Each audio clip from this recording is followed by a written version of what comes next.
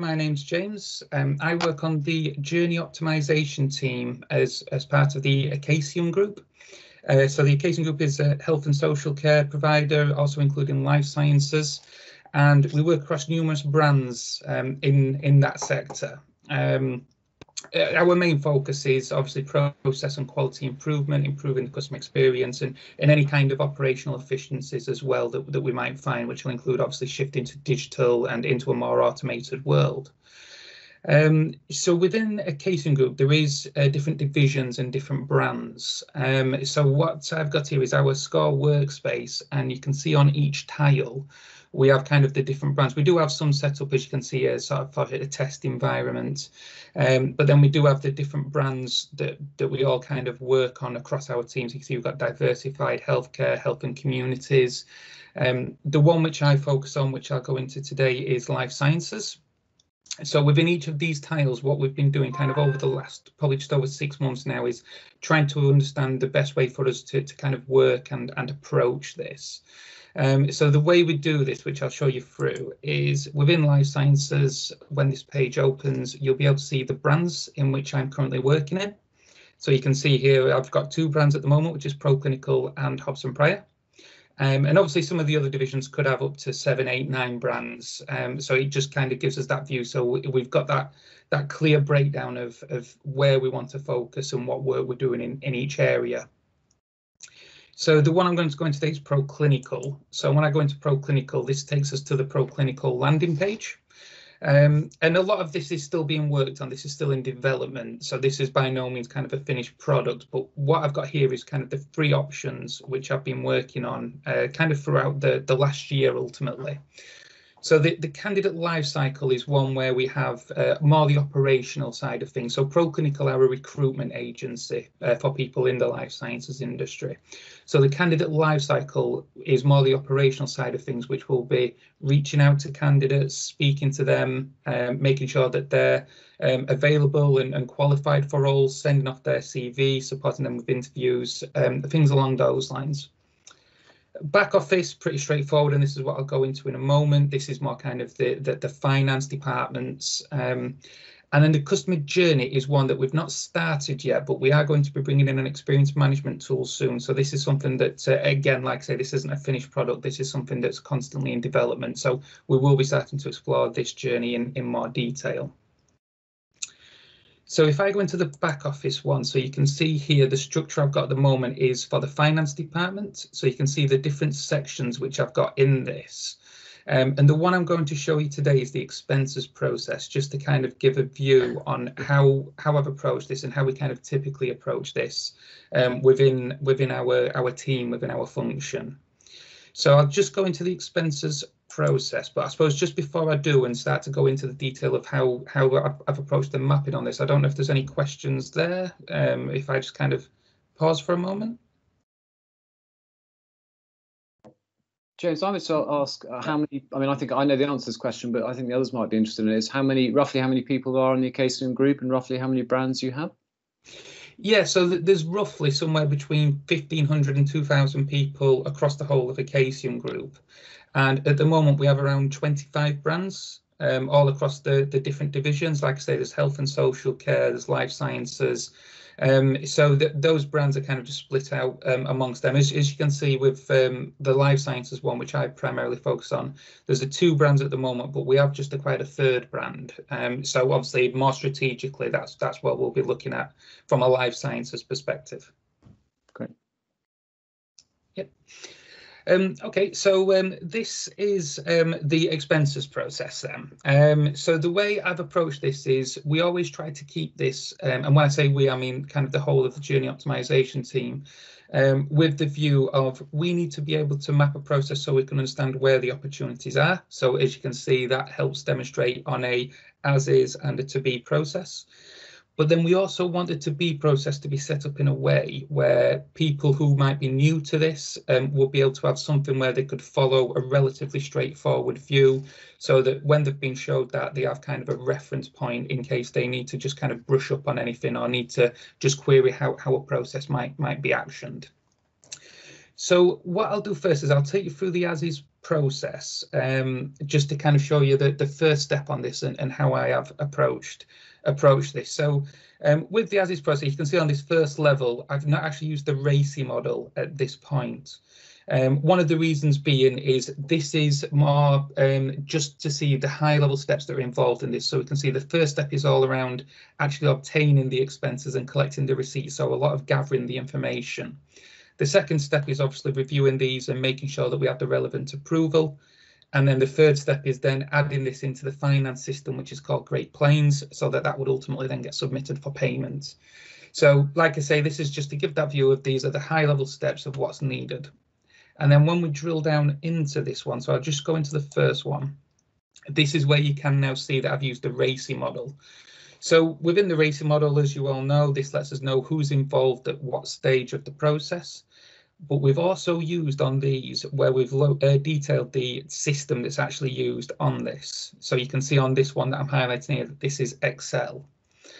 Now, what I've done is a lot of the time we'll need to present this back to the people who are involved in the process. Also, what I'll have to do is kind of link in with people within a finance department so that when we are going through this to understand where the potential benefits and the savings will be, we can all agree that this is where the actual benefit and the efficiencies will be saved. So one of the challenges that I've looked to overcome over the last few months is making this a lot more visual.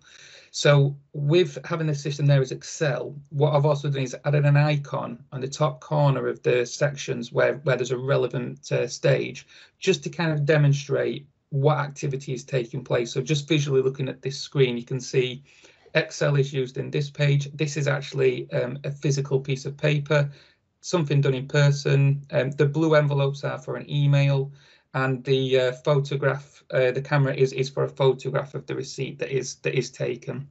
And you can also see just on this one where I've put if it's something that is a recurring step. So this is repeated every month. So again, just helps to give that overview as to how this is done each month and how this is approached when I do share this back with my stakeholders. So the main part, which I'll just kind of highlight on this one, just kind of referring to the efficiencies, is we can see that if it's a personal expense, the process would be to use the Excel spreadsheet to add their expenses. This would then be physically printed out and then handed to an inbox tray in the finance department. So we was able to highlight that this is something that isn't quite sustainable and isn't the most efficient process. So this was clearly an area that we wanted to focus on. So with this, I've just highlighted the time frame that this took across these steps. So we can see that just to complete one of these activities takes on average 5 minutes. So that's kind of how I've approached the as-is process, and that's repeated obviously throughout the following steps. So what I'll do now is I'll just show you the to-be process, and this will kind of help with the third level as well as to what I was kind of referencing earlier. So in the to-be process, so as you can see on this, we've managed to get much fewer steps as to how we wanted to use this. So there's a new system implemented called SAP Concur. And the way this works now is we still get the first step, which is to determine if this is for a credit card or a personal expense. So following the credit card one, again, you can see where the time frame's been added. So we know that when a credit card expense has been made, in 5 days' time, an email will be sent. So what we've got here, even though that's an email, for the actual system that's used, I've put SAP Concur and then just an icon so that I know that this is an automated step. And then what would happen is on this step, if that is action straight away, we can see that that then goes into this section, which is taking the photo to scan the receipt. And then if there's no activity in more than 5 days, then there's a reminder email sent, which again, we can see is automated. And then that would continue every 24 hours to repeat this step until that activity is actually done. And then obviously when that activity is done, it falls back into the same part of the process. So with this, what the person would do is then take the photo, and then this is when they would need to add the photo and that receipt into SAP Concur. So this is the next step. So I'm currently in level 2, but I can see here an activity needs to be done within SAP Concur, but it's not automated. So if I then drill down into this, this is then the third level. So this is where I've got the keystroke level.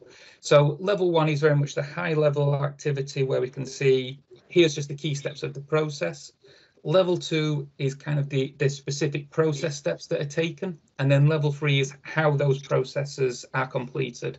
So you can see here from the receipt image being saved and ready to upload, there will be an email that they receive as part of this. So click the link in the email, click that expense, click create new claim, and then where they need to type in something, you can see I've just changed the icon to a cursor, from a cursor icon. So we know that that's where something needs to be typed. And then this would then follow through all the relevant stages. And this is what I was kind of referring to earlier as well, where if someone is new to this process, they'll be able to log into this part and just be able to see, okay, so I need to click here, click there, and then this would be where I would need to go to complete this action. And we still make use of the notes, so I can see there I've got a note on because this is for the credit card expense, and I've got to catch up next week, so I can go through what these steps will be for a personal expense, so I could add these to the same page just underneath.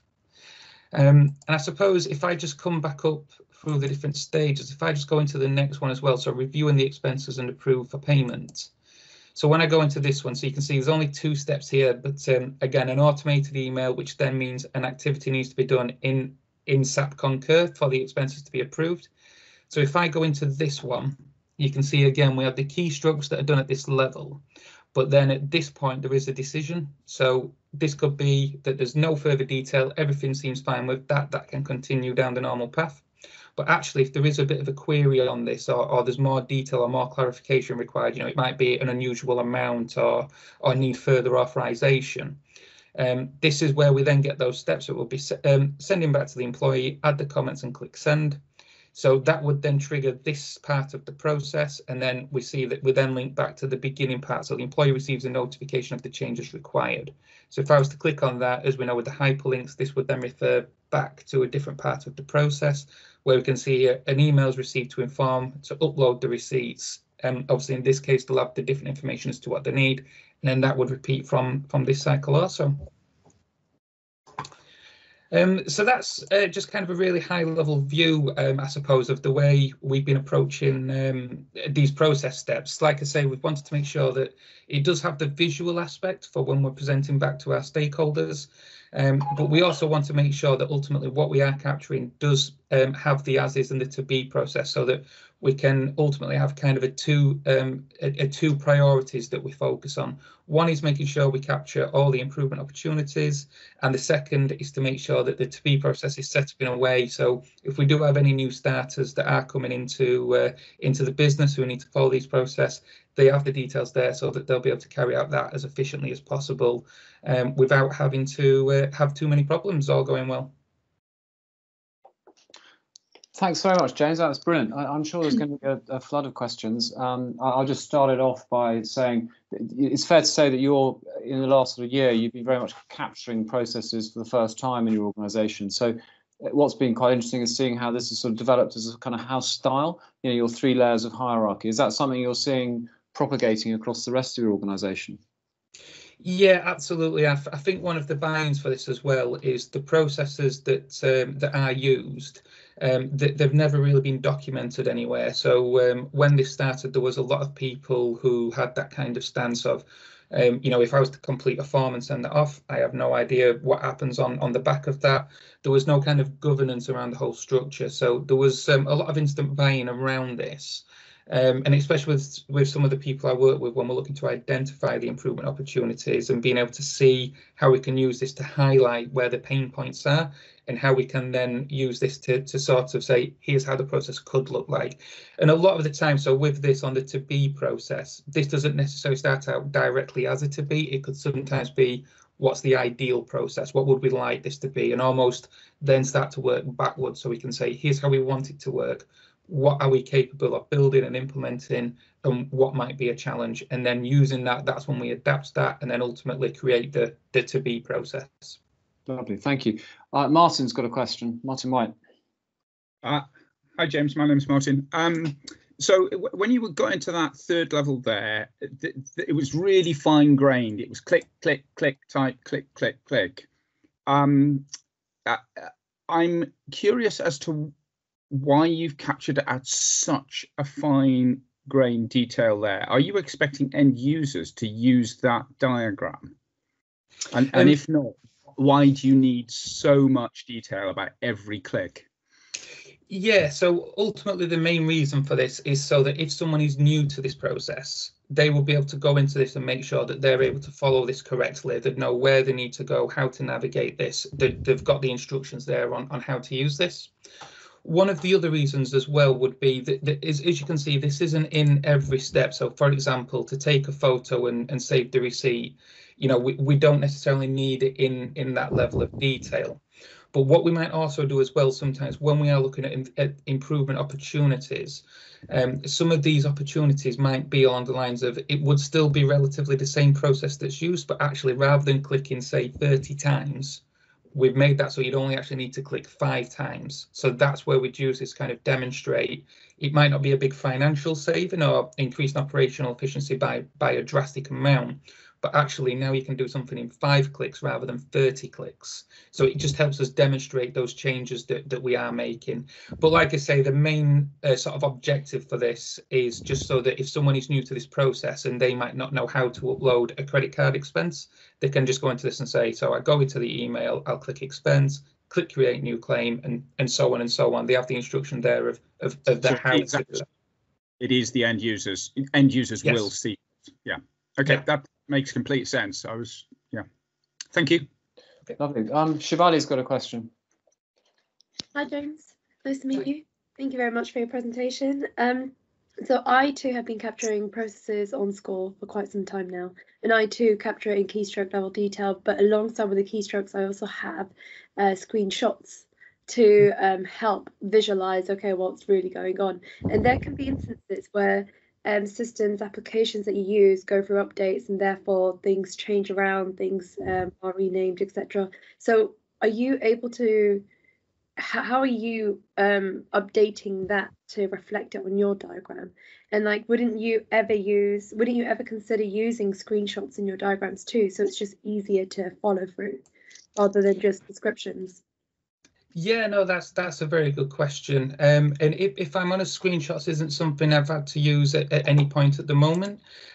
However, if I was to use screenshots, what we could potentially do is I'd probably look at using the attachment icon, and then looking to add within here any screenshots so that again people could view this where needs be.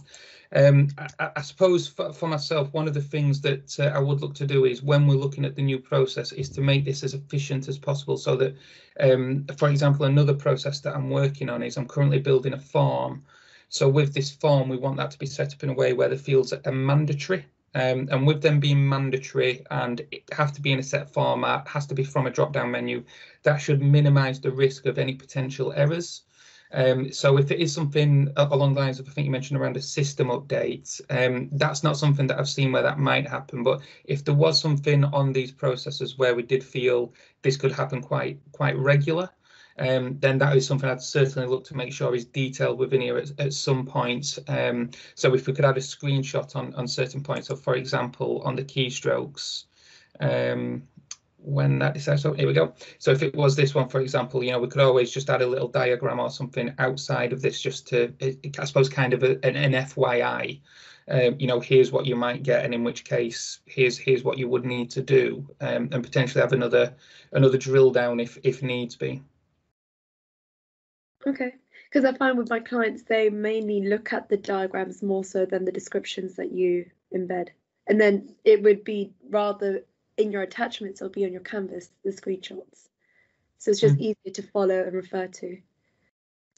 Yeah, absolutely. And that's one thing we've noticed. So with the group having 25 brands, it's not necessarily kind of one approach would fit all of these brands as well. So some people in the team do work in slightly different ways to what's more convenient with that brand. So yeah, that's absolutely something that we're aware of. It can be tailored in different ways, which I suppose is one of the benefits of using Skore, is there is kind of all these multiple ways in which you can actually capture the process and the detail that you need. Yeah. Okay. Brilliant. Thank you. Thanks, Shivali. Norma Jean, who's on mute, you've got a question. Thanks, Angus. Hi, James. Thank Hi. you. That's really helpful to see. I've got a question. I'm curious to find out how do you find that you structure this? I see that you said you've got your levels, the 3 levels of your processes. Do you find that you're actually able to do this within workshops? And if so, how do you structure those workshops to get that information at those levels of details in the way that you want to depict them? Yeah, so that's again another good question, one that's quite an interesting one. Let's say under the current COVID circumstances, should I say? So going back to, I suppose, just over a year ago, these would be in workshops, sat down with a group of people where I'd have this on a big screen, and we'd be able to map that together. And that's ultimately where we'd be able to agree, is this what happens? Because as I mentioned, a lot of the time they don't have a current process in place.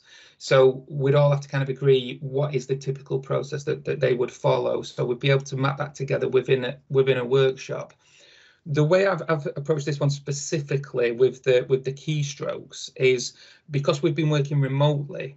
When I've had a session in Teams with someone who's taking me through the new system and the way this needs to work, I've been able to record those sessions.